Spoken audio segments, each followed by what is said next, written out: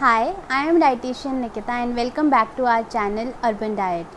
This is the space where we talk anything and everything about diet and nutrition.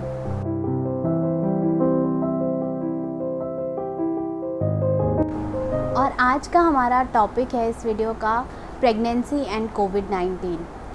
हम इस video में ये discuss करने वाले हैं कि कोविड-19 का प्रेगनेंसी पे क्या इफ़ेक्ट होता है, आपने किन किन चीज़ों का ध्यान रखना है, क्या आपकी न्यूट्रिशनल रिक्वायरमेंट होनी चाहिए।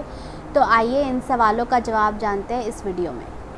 अब तक जितनी भी स्टडीज़ हुई हैं कोविड-19 और प्रेगनेंसी से रिलेटेड, उसमें कहीं भी ये निकल कर नहीं आया है, कहीं भी हम कंक्लूड नहीं कर सकते हैं कि there is a direct transfer of corona virus from a mother to a baby.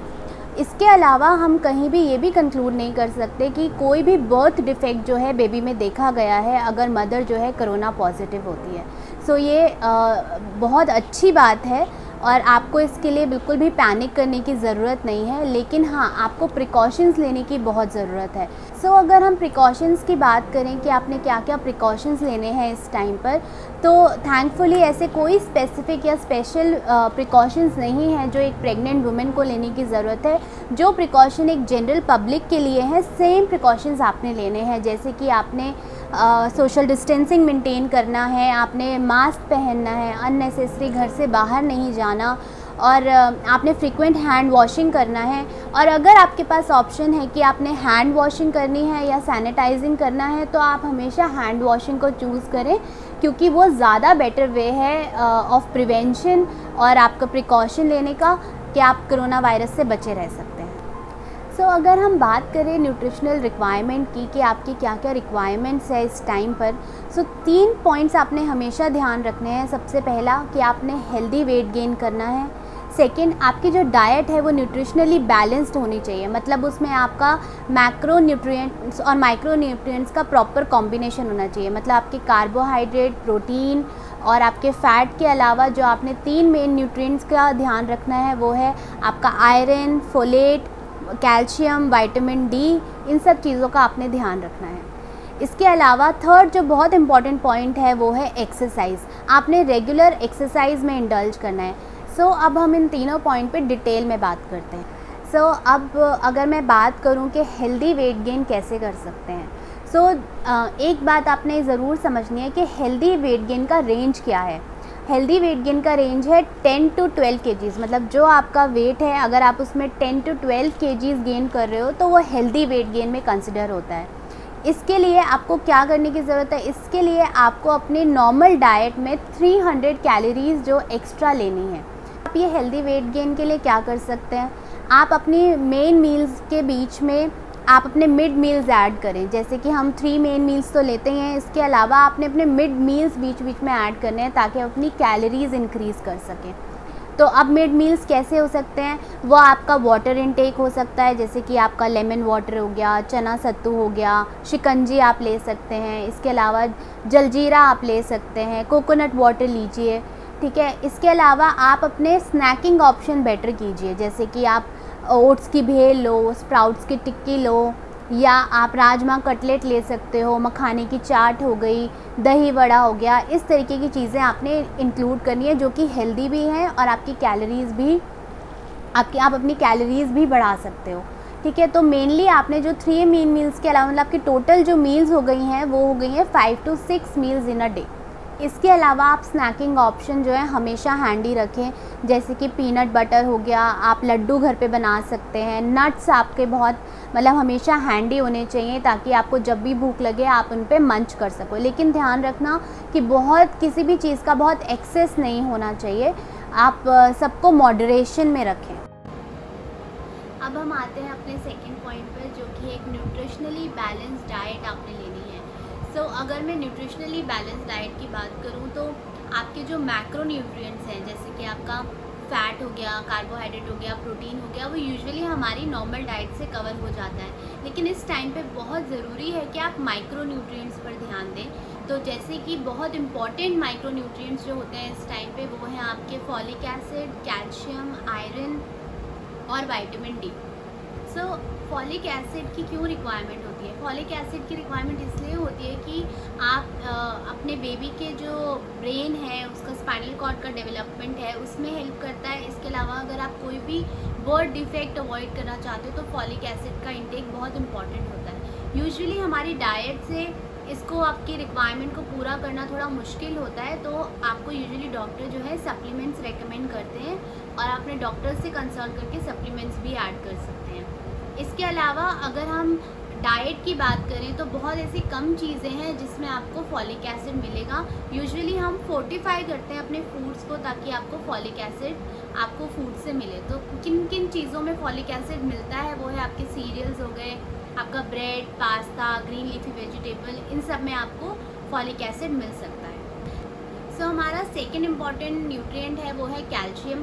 Calcium की रिक्वायरमेंट आपको इसीलिए होती है ताकि आपके बेबी की बोन और टीथ का डेवलपमेंट हो सके, प्रॉपर डेवलपमेंट हो सके। और अगर आपको कैल्शियम की अगर आप में डेफिशिएंसी होती है, अगर आप प्रॉपर कैल्शियम नहीं ले रहे हो इस टाइम पे, तो बेबी की रिक्वायरमेंट पूरी करने के लिए आपकी बॉडी जो है आपकी बोन्स में से कैल्शियम लीच आउट करने लगती है। तो बहुत इम्पॉर्टेंट है कि आप कैल्शियम का इंटेक रखें। इसके लिए जो आप फूड अपनी डाइट में इंक्लूड कर सकते हैं वो है आपका मिल्क हो गया, मिल्क प्रोडक्ट्स हो गए जैसे कि दही हो गई, लस्सी हो गई, चीज़ हो गया, और ग्रीन लीफी वेजिटेबल्स में बहुत अच्छा कैल्शियम पाया जाता है।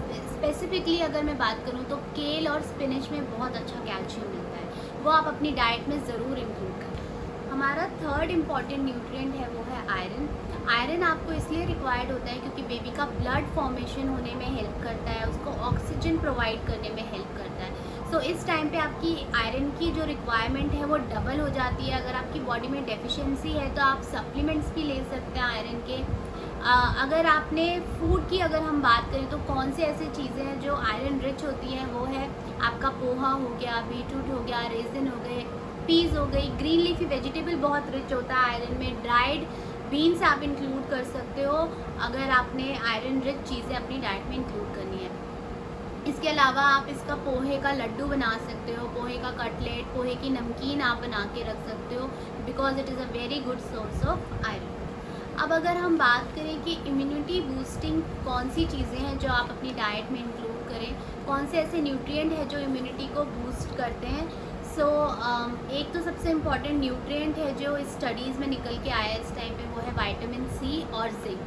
जिंक का सप्लीमेंटेशन आप अपने डॉक्टर से कंसल्ट करके ले सकते हैं क्योंकि जिंक इतना ईजिली हमारी डाइट में अवेलेबल नहीं होता। स्पेसिफिकली अगर आप वेजिटेरियन हैं तो बहुत डिफ़िकल्ट है इसको कवर अप करना, क्योंकि ये मोस्टली नॉन वेजिटेरियन या आपको सी फूड में ज़्यादा मिलेगा, जैसे कि ओयस्टर हो गया, सैल्मन हो गया, फ़िश हो गई, इन सब चीज़ों में आपको जिंक ज़्यादा अमाउंट में मिलता है। और अगर हम विटामिन सी की बात करें तो विटामिन सी जो है आपको फ्रूट से, आपका आंवला हो गया, जैसे कि आप मैंगो से कर सकते हो, टमेटोज़ हो गए, ये इंक्लूड कर सकते हो आप अपनी डाइट में। इसके अलावा लेमन वाटर आप खाने के बाद इंक्लूड कर सकते हो।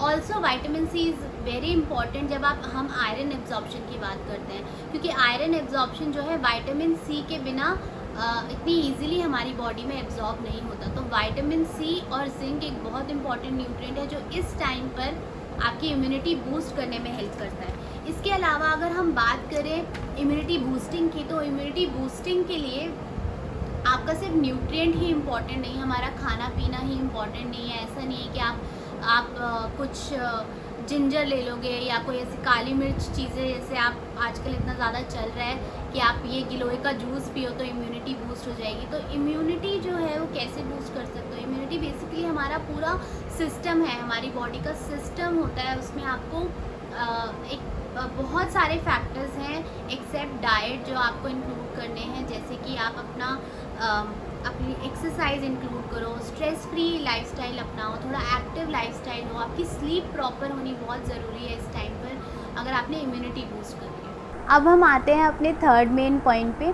जो कि है एक्सरसाइज। आप अपने शेड्यूल में किसी ना किसी तरीके की एक्सरसाइज ज़रूर इंक्लूड करें, जैसे कि वो ब्रिस्क वॉक हो सकता है, योगा क्लासेस हो सकते हैं। आजकल इतनी तरीके की एंटीनेटल एक्सरसाइज क्लासेस अवेलेबल हैं ऑनलाइन कि आप अपने डॉक्टर से कंसल्ट करके किसी ना किसी क्लास में ज़रूर एनरोल करें। इससे आपको बहुत फ़ायदे होंगे। इसके आप जो फ़िज़िकल डिस्कम्फ़र्ट है, सपोज़ आपके लेग्स में स्वेलिंग है या आपको कॉन्स्टिपेशन है, बैक पेन रिलीफ़ करने में एक्सरसाइज आपको बहुत हेल्प करेगी। इसके अलावा it act as a stress buster, आपकी बॉडी में सर्कुलेशन, ब्लड का सर्कुलेशन बहुत अच्छा रहेगा।